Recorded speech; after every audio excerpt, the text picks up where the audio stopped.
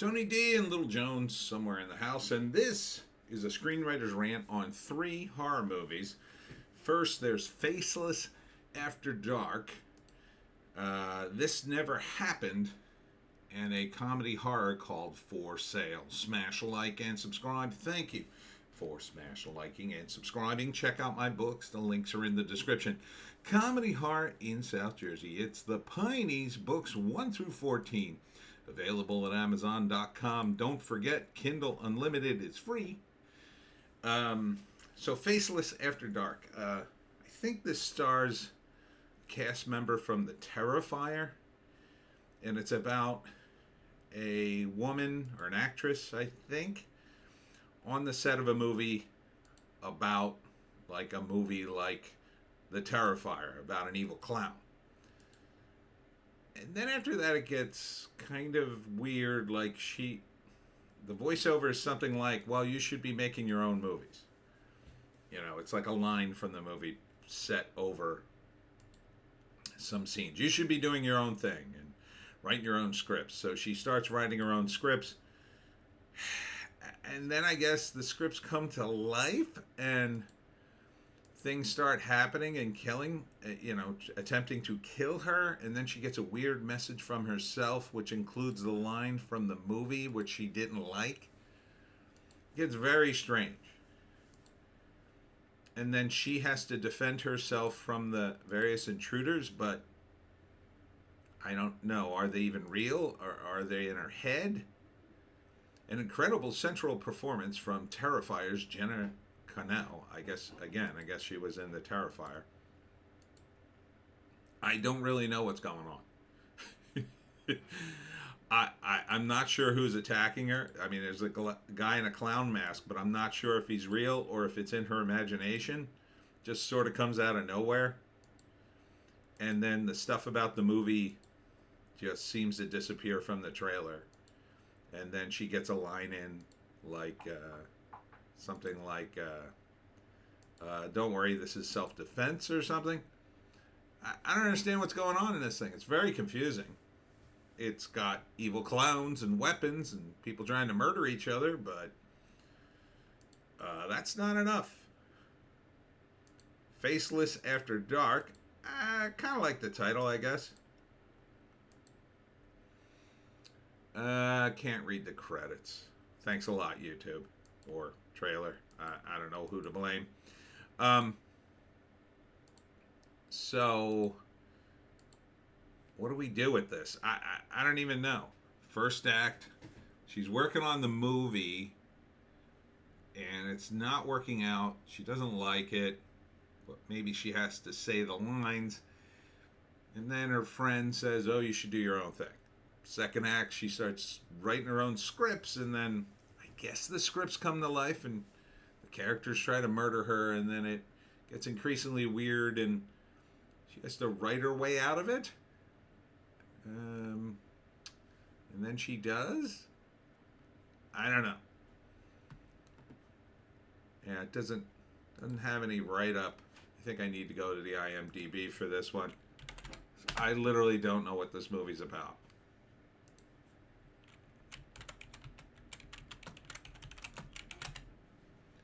Here we go.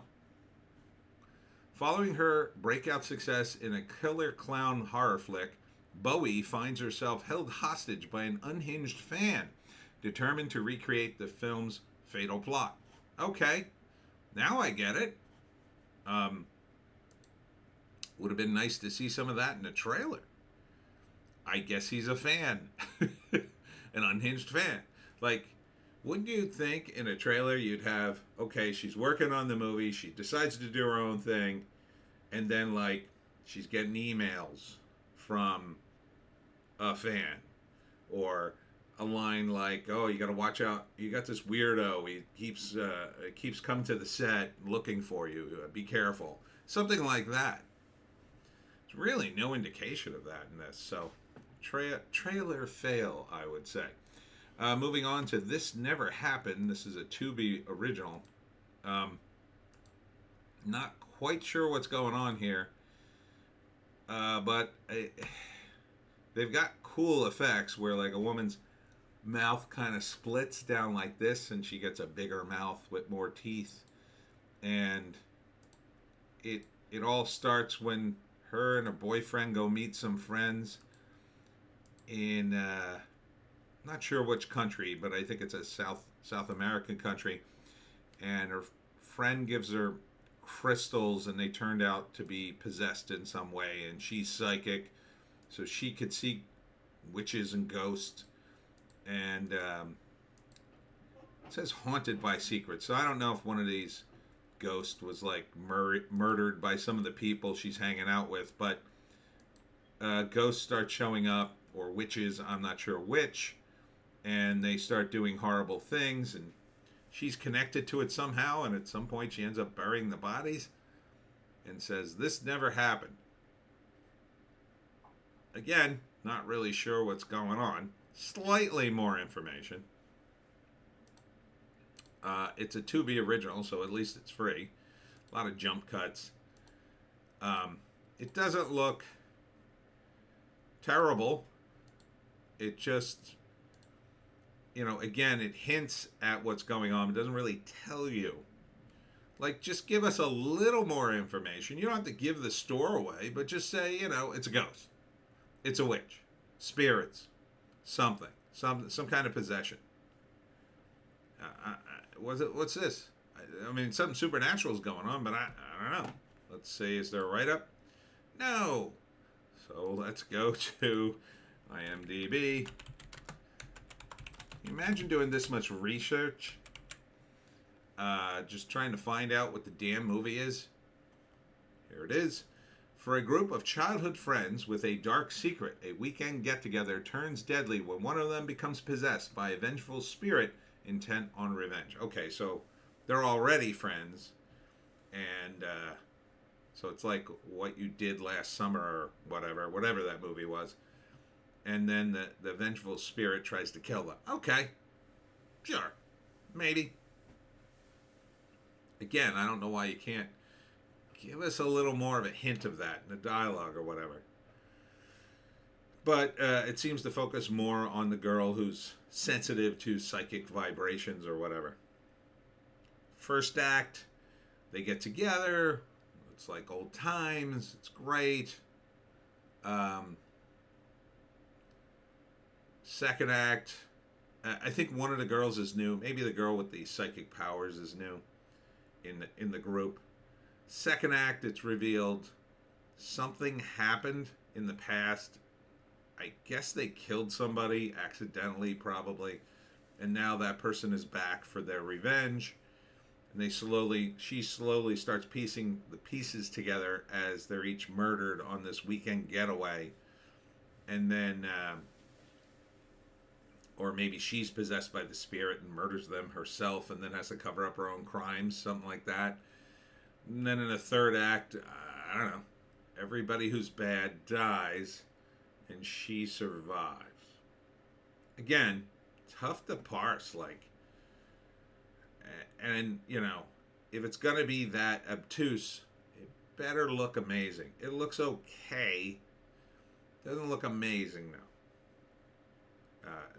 Again, just take us a little ways down the path. I'm not asking you to give the ending away, but tell us, like, did they kill somebody?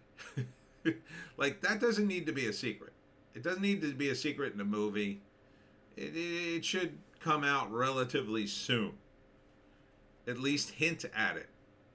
Oh, so-and-so died. Did he really die? Or did someone kill him? Something like that. Again, take us partway down the path so we go, oh, maybe I'll go the rest of the way down the path. So another failed trailer, I would say. And finally, For Sale. Now, this is a comedy horror. Now, I know something of comedy horror.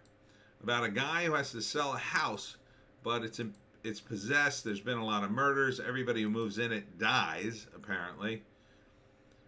And Mason has to sell the house. Now, he's a salesman. He loses his job, and then he gets a job in real estate. He cleans up the house, and he's trying to sell it. It's a real simple premise, which I like, but the execution is kind of all over the place. They're kind of giving away stuff they don't need to give away. This should be very simple. Very simple. And it should go something like this. Mason loses his job, gets in desperation, goes to a real estate outfit and says, give me a job, I'll sell whatever you want. And the guy should say something like, well, I don't really need you, or I'll give you one chance. There's the ghost, one of them. I'll give you one chance. I have this house I haven't been able to sell. If you could sell it, you're hired, and the commission is $50,000 or some ridiculous amount of money. He says, oh, no problem. And at this point in the trailer and in the movie, he doesn't know the house is possessed, right? So he goes to the house and he says, oh, this seems like a nice house. He cleans it up, goes to sell it, and the moment he has a client in there, weird stuff starts to happen. What's that? I don't know. Probably just a house settling. And then, it's like a voice going, I'm going to kill you.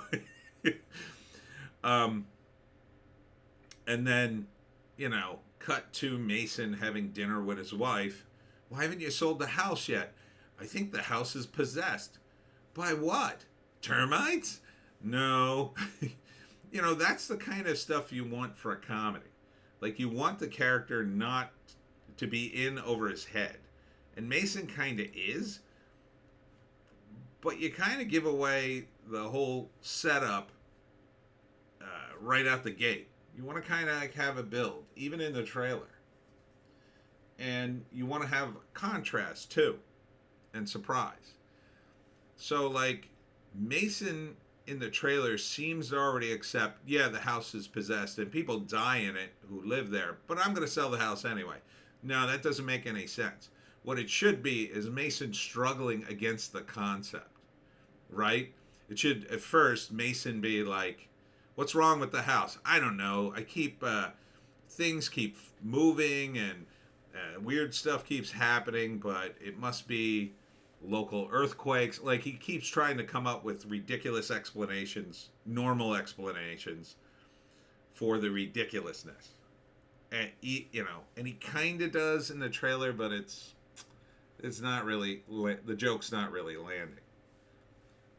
So it should be subtle at first and then eventually build to the ghosts are everywhere.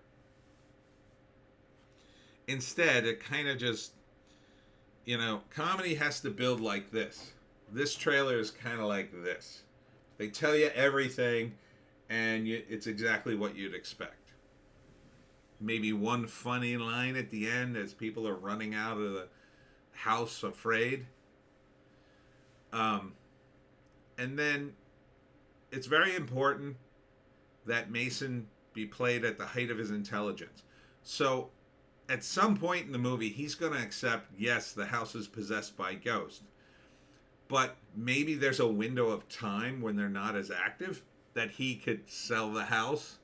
Like something like that. So maybe in the mornings, they're not very active, the ghost. And if he could get a couple in and out of there, he could sell the house quickly enough.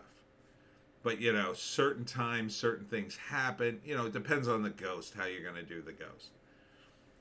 Or maybe it's only in certain rooms. But, so, as a comedy, it's kind of landing flat, but the concept is strong. You could do a lot with this concept. And the guy playing Mason, he's just kind of there. He you need a guy with big expressions in a comedy, especially one like this. Like, at first, he needs to be like, I'm the greatest salesman ever. Oh, you lost your job. Yeah, I did, but I'm going to get back on my feet. And for the house being haunted and everything, there's got to be a lot of, like, this. Him looking sideways, hearing a noise, and slowly turning, and then going, as he sees a ghost, and he should go running out of the house screaming at first. And it should be big expressions, and, it should go from him trying to be a cool guy to him going, "Oh my God," you know. Um, it doesn't really, it's not really doing it. I mean, this is kind of funny, but Mason's expression here, it's just sort of there. It should be like, big, huge, huge. And the ghost, I'm not sure what the ghosts are about. Specifically, there seems to be a lot of them in there. There's a female ghost, a male ghost, ghost coming through the door in one scene. You know, are they going for a lot of parody ghosts, right? So maybe some of the ghosts are like the ghosts from The Grudge or The Ring, or that one they've done too many times. But you could pick a few classic ghosts and then have them in the house, poltergeist, whatever, and do parodies of them. Or you want to do one specific ghost, right, that Mason has to deal with, and then Mason solves the mystery and maybe cuts a deal with the ghost. Or ghosts sometimes have unfinished business. He finishes the business, they finally leave the house, and he's able to sell it. Something like that. Really no indication that that's going to happen. And, the fact that he would say in the trailer that people who buy this house die, like, that's too much. It's too much. They can't actually be, he can't have like a body count in the house. Nobody would buy it. But there could be a history, like, in the far past. But, after a certain point, nobody would live in the house because it's too haunted. And maybe the ghosts try to kill him, which sort of works. This guy's got good expression. I like this guy. He's one of the potential clients. I forget the line exactly, but he's trying to sell him on the house, and that's kind of a good expression. I mean, he's sort of almost there. But, these scenes, he really, really has to play up the house. Why are the walls bleeding? It's not actually blood. It's self-painting walls. Like stuff like that. If you're going to go for these wacky lines.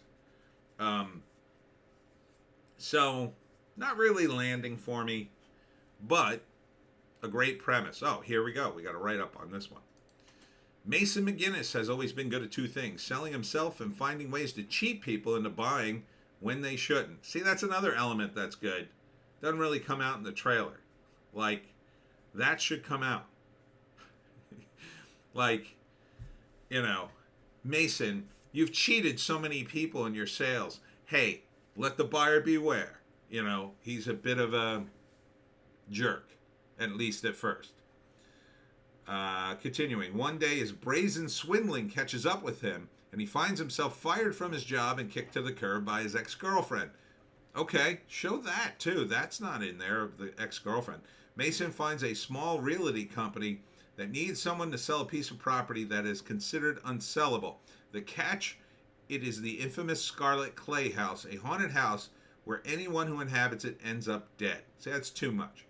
Now, with the help of a quirky psychic, Mason must find his humanity to get his life back or die trying. That's a good pitch. I'm not so sure why it's not coming out. I mean, the psychic? Okay. The psychic should have a line in this trailer like, Mason, you have to be honest with people, or else, you have to do something for these spirits and be nice to them, or something like that.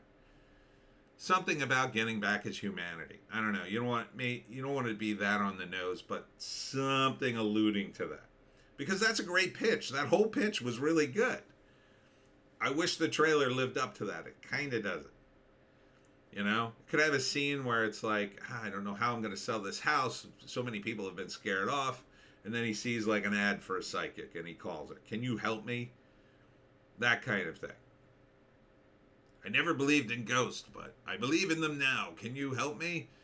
Well, the ghosts are very angry with you, Mason. Something like that.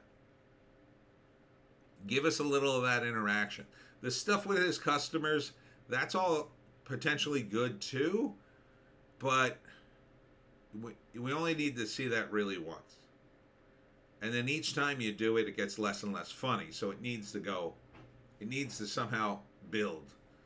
You know, like the first customer, maybe one of the customers later in the, after showing it to 4 or 5 people, one of the customers, like, he's not bothered by the ghost, but he doesn't like the color of the walls. Something like that, which would be kind of funny. So I think this has a ton of potential, but after reading that, the first act would be Mason loses his job and his girlfriend, gets the job at the realty to sell this house. Second act, he realizes that it's haunted. People die in the house, but he's going to sell it anyway. But he can't. Eventually, he goes to the psychic for help, and then he has to rediscover his humanity or whatever. So the third act is he rediscovers his humanity. Maybe he helps the ghost, and then he's able to sell the house, and he probably, the psychic becomes his girlfriend. Something like that. So I think it could work. I don't know if it does. So let's rate these 3 movies. So you got Faceless After Dark, This Never Happened, and For Sale. Well, I got to put For Sale on the top because it's comedy horror. I really want it to be good. It's got the best premise, at least. Even if the execution's not looking very good, I'm willing to give it a chance. Plus, I love comedy horror, as you know. Second would be This Never Happened. It's not super solid, but it could just be the cut of the trailer. Most of the elements are here. It's okay-ish. Probably going to be just a jump scare movie. And it's free on Tubi, so you can't beat that. And then at the bottom, Faceless After Dark. Not the worst premise I've ever heard, but really should have put it in the trailer. And that's, to me, an indication. And all 3 of these movies really are an indication that the movies aren't very clear. And the trailers are definitely not very clear, so the execution's probably suffering in the actual movie. When you can't cut a decent trailer, it could be that the editor who cut the trailer completely doesn't know what he's doing. But the easiest way to cut a trailer is just to find the 5 or 6 lines that kind of explain the movie and cut them together in a couple of, show pieces like evil clowns or whatever, if you're making a horror movie, and slap it all together with some scary music, possibly a narration. None of these trailers seem to do that well.